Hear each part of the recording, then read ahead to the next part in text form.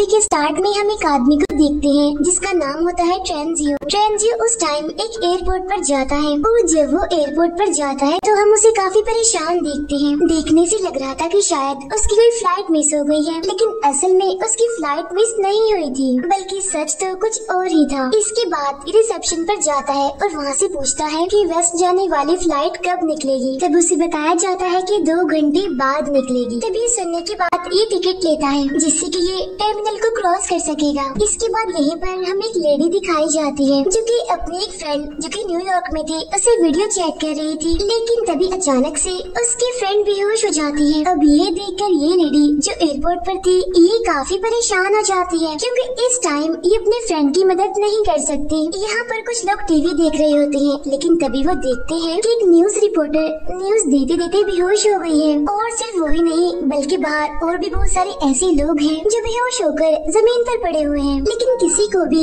इसकी वजह नहीं पता। अब जो लोग ये न्यूज देख रहे थे उन्हें लग रहा था कि ये जरूर कोई न कोई जोक है, क्योंकि इस तरह एकदम से लोग बेहोश कैसे हो सकते हैं। लेकिन ट्रेंजियो जानता है कि ये कोई जोक नहीं है, बल्कि ये एक सीरियस सिचुएशन है। यहाँ पर ट्रेंजियो कहता है कि ये अब उसका टाइम है, अब उसे एक्शन लेना चाहिए। इसीलिए वो फौरन से टर्मिनल की तरफ जाता है और वहाँ पर जैसे ही गार्ड डिस्ट्रैक्ट होता है तो ये फौरन से उसकी गन छीन लेता है और सब लोगों से कहता है कि कोई भी मेरे रास्ते में ना आए। इसके बाद ये फौरन से प्लेन की तरफ जाता है और वो फ्लाइट मॉस्को की तरफ जा रही थी और कुछ ही देर में इस फ्लाइट ने उड़ना था। ये प्लेन में मौजूद सभी लोगों को गन पॉइंट पर लेता है और प्लेन को फौरन से उड़ाने के लिए कहता है, लेकिन जो असली पायलट था वो अभी तक प्लेन में नहीं आया था। लेकिन जो को पायलट होता है वो इस टेररिस्ट की हेल्प नहीं करना चाहता, इसीलिए ये दोनों एक दूसरे से लड़ रहे होते हैं, जिसकी वजह से एक गोली उस पायलट को लग जाती है, इसीलिए वो जख्मी हो जाता है। ये गोली उस पायलट के हाथ में लगी थी। अब इस सारी सिचुएशन की वजह से वो सारे पैसेंजर्स काफी परेशान थे और फ्लाइट अटेंडेंट इन सबको हौसला दे रही थी कि सब ठीक हो जाएगा, कुछ भी नहीं होगा।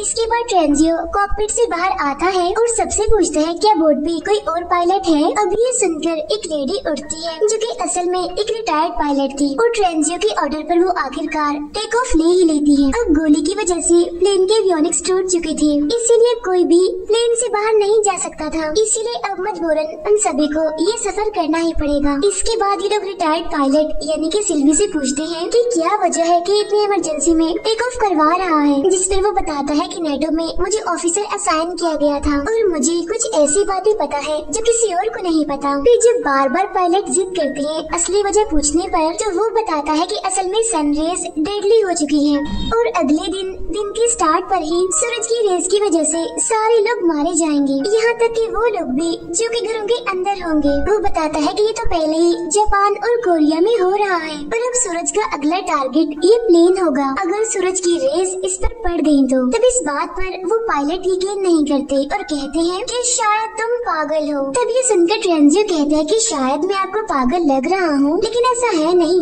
मैं पागल नहीं हूँ। वो पायलट मैथ्यू जिसके हाथ में शूट लगा था उसके हाथ से खून बह रहा होता है, तो प्लेन में मौजूद एक लेडी जो कि मेडिकल प्रोफेशनल होती है वो ये जिम्मेदारी लेती है कि मैं पायलट की मदद करूंगी। यहाँ पर वो लेडी हॉट नाइफ का यूज करती है ताकि उस पायलट के हाथ से उस गोली को निकाल सके। अब इस वजह से पायलट को बहुत ज्यादा दर्द हो रही थी और प्लेन में मौजूद सारे पैसेंजर्स भी उसकी वजह से परेशान हो रहे थे, लेकिन यहाँ पर मैथ्यू जानता था कि उसे सब्र से काम लेना चाहिए क्योंकि सबकी जिंदगी अब उस पर डिपेंड करती है। यहाँ पर मैथ्यू सबको बताता है कि हम उसी जगह पर लैंड करेंगे जहाँ पर लैंड करने का ट्रेंजियो हमें कह रहा है, बजाय उस जगह पर लैंड करने की जहाँ पर हमने सोचा था। यहाँ पर मैथ्यू को लगता है कि फाइटर जेट्स लाजमी आ रहे होंगे उन्हें रेस्क्यू करने के लिए, क्योंकि उन्होंने ये प्लेन इसीलिए उड़ाया था क्योंकि उसे यानी मैथ्यू को गन पॉइंट पर लिया गया था। लेकिन दूसरी पायलट यानी सिल्वी को ऐसा नहीं लग रहा था, उसे नहीं लग रहा था कि कोई उनकी मदद करने के लिए आएगा। वहाँ एक और पैसेंजर को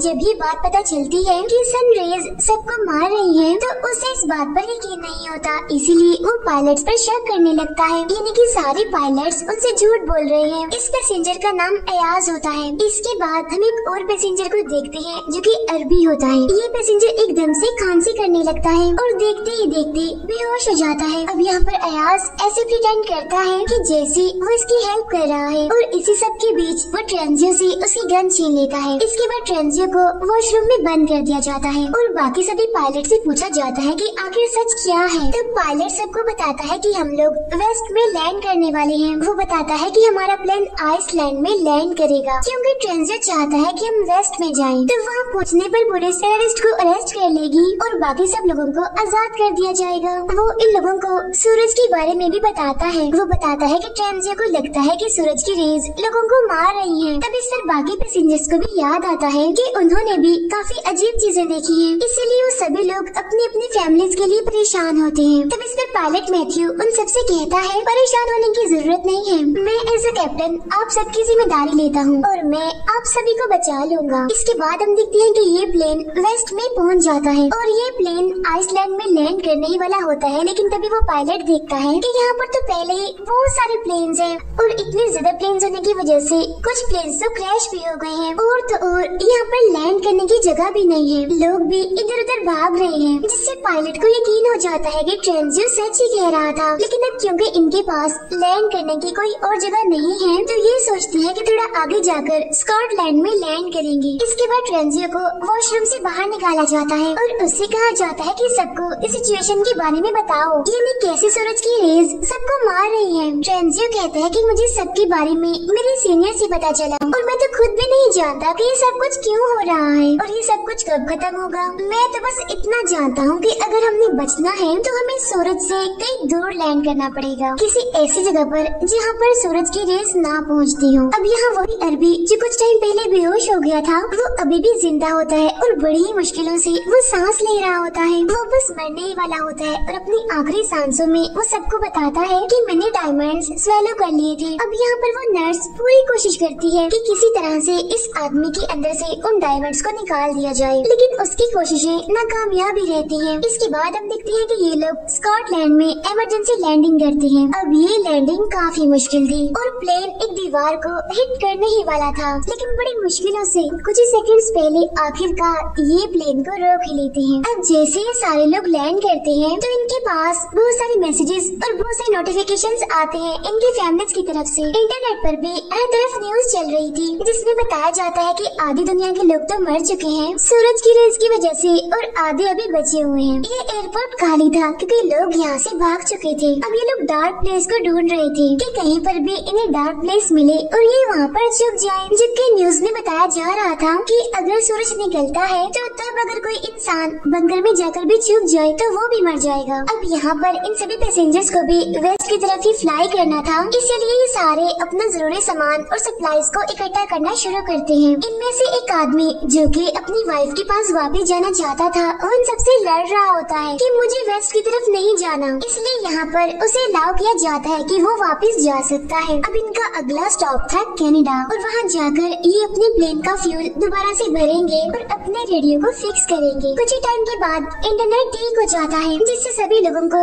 उनके मैसेजेस मिलने लगते हैं और ये मैसेजेस उन सबके प्यारों के आखिरी मैसेजेस थे क्योंकि अब उन सबकी मौत हो चुकी है। तभी एक आदमी सब लोगों को बताता है सूरज की वजह से लोगों की मौत इसीलिए हो रही है क्योंकि इसकी वजह पोलैरिटी है। अब इनमें एक आदमी था जो कि क्लाइमेट एक्सपर्ट था, वो ये जानता था कि सन पोलैरिटी क्या होती है। वो बताता है कि हर 11 साल के बाद सूरज का मैग्नेटिक फील्ड रिवर्स हो जाता है, लेकिन इस बार सूरज की रिवर्स होने की डेंसिटी थोड़ी कमजोर देखी गई। उसका कहना था कि जमीन में हर उस जगह पर गैमा रेज का ब्लास्ट किया गया है जहाँ तक सूरज की रोशनी आती है और इन्हीं गैमा रेज की वजह से ही लोग मर रहे हैं। अब इस थ्योरी को प्रूव करने के लिए भी इनके पास कोई रास्ता नहीं था, लेकिन तभी हम देखते हैं कि अयाज को एक नई रिपोर्ट मिलती है जिसमें बताया गया कि RAF के सर्विसमैन जो कि इन्होंने पिक किए हैं और इस टाइम इनके प्लेन में है वो असल में टेररिस्ट हैं जो कि अफगानिस्तान से आए हैं। इन्हें अरेस्ट कर लिया गया था और इन्हें इनकी कंट्री में वापस लेकर जाया जा रहा था। बाहर हम देखते हैं कि उनमें से एक टेररिस्ट एक बूढ़े आदमी से लड़ रहा होता है और बाद में उसे धक्का देता है, जिसकी वजह से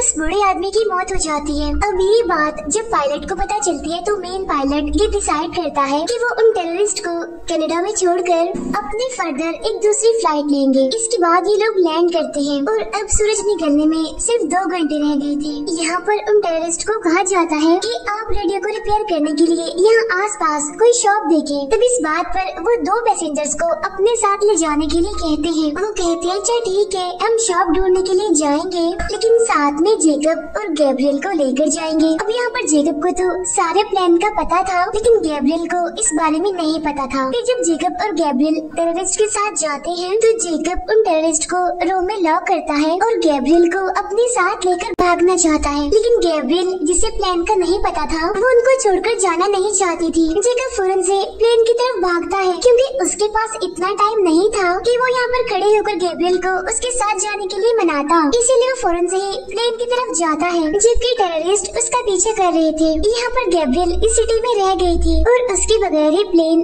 टेक ऑफ कर लेता है। और वो टेररिस्ट जो कि जेकब का पीछा कर रहे थे वो प्लेन की विंडो पर बुलेट से शूट करते हैं। अगर प्लेन अपना लेवल एल्टीट्यूड मेंटेन रखता है तो ये विंडो नहीं टूटेगी। इस प्लेन में एक बच्चा भी होता है जो कि काफी बीमार होता है और यहाँ पर अयाज उससे बात करने की कोशिश करता है कि शायद वो उसकी कोई हेल्प कर सके, लेकिन उस बच्चे की मदर उसे कहती है कि दूर रहो मेरे बच्चे से, इसे बात मत करो। लेकिन तभी इन्हें हवाई से किसी जगह से रेडियो सिग्नल्स मिलते हैं। अब इन सिग्नल से इन्हें पता चलता है कि हवाई में कुछ पैसेंजर्स हैं जो कि अंडर वाटर बंकर में हैं और उस बंकर की वजह से ही वो अभी तक जिंदा है। अब मैथ्यू पायलट उन्हें बचाने के लिए जाना चाहता था। तब दूसरी पायलट कहती है कि हमें तो ये भी नहीं पता कि मैसेज क्लियर भी है या फिर नहीं, इसीलिए उन्हें बचाने के लिए जाना शायद ठीक नहीं होगा, उन्हें बचाने के लिए जाना पागलपन होगा। तभी यहाँ पर ट्रेंजियो आता है और कहता है कि सारे फैसले कैप्टन ही ले रहा है, हम सब क्यों नहीं ले रहे। तभी वो सारे पैसेंजर्स को बुलाता है और यहाँ पर ये फैसला होता है कि सारे पैसेंजर्स वोट करेंगे और मिलकर फैसला करेंगे। लेकिन तभी अचानक से प्लेन में अलार्म बजने लगते हैं जो कि ये बता रहा था कि शायद प्लेन में कोई माल फंक्शन है, तो इसीलिए ये प्रॉब्लम को चेक करते हैं और मैथ्यू को ये बात पता चलती है कि वो टेररिस्ट जिन्हें की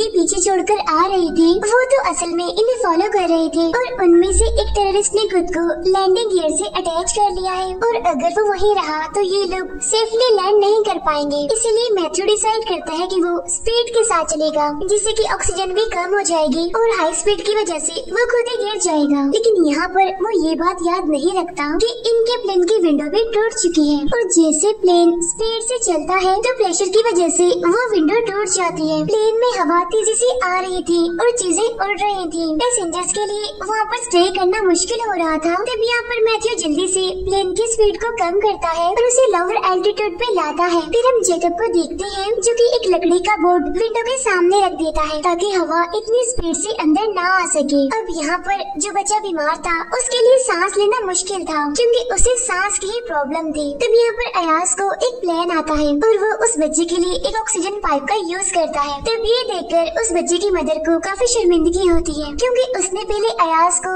अपने बच्चे से दूर रहने के लिए कहा था, लेकिन आज अयाज ने ही उसकी मदद की। यहाँ पर कैप्टन उन सबको बताता है कि अगर हम इसी स्पीड के साथ चलते रहे तो हम हवाई में लैंड नहीं कर पाएंगे, इसीलिए वो अपने लैंड करने की लोकेशन को चेंज करते हैं। और तो और हैंगिंग टेररिस्ट की वजह से इन्हें मुश्किल का सामना करना पड़ रहा था। लेकिन तभी हम देखते हैं कि अयाज, जेकब और ट्रेंजियो अंडर कैरेज में जाते हैं। ये प्लेन के फ्लोर पर ही होल बनाते हैं ताकि उस टेररिस्ट को देख सके। ट्रेंजियो अपनी गन का यूज करता है लेकिन ये क्रिमिनल गन को छीन लेता है। वो ट्रेंजियो को मारने ही वाला होता है कि तभी अयाज आकर ट्रेंजियो की जान बचा लेता है और उस टेररिस्ट को शूट कर देता है। अब कुछ देर के लिए अयाज इन सबको हीरो बन चुका था, लेकिन तभी इन्हें यहाँ पर एक और सच पता चलता है और वो ये कि वो अरबी पैसेंजर जो पहले इनके प्लेन में था, यानी जिसने डायमंड्स खा लिए थे, वो असल में अयाज की वजह से ही मरा था क्योंकि इन पैसेंजर्स ने उस अरबी पैसेंजर की बॉडी को कनाडा में ही दफन कर दिया था। लेकिन तभी उन्हें ऐसा करता एक लड़का देख लेता है और वो भी एक पैसेंजर होता है इसी प्लेन का। उस लड़की पैसेंजर ने देखा कि अयाज उस अरबी पैसेंजर की बॉडी को काट कर उसमें से कुछ निकाल रहा है। तब यहाँ पर अयाज बताता है कि असल में मैं डायमंड्स को स्मगल करता हूँ और जो डायमंड्स मैंने स्मगल किए थे वो उस अरबी पैसेंजर की बॉडी में थे। लेकिन अब क्योंकि उस अरब पैसेंजर ने इंस्ट्रक्शंस को ठीक से फॉलो नहीं किया था, इसी वजह से उसकी मौत हो गई और तब मजबूरन मुझे उसकी बॉडी से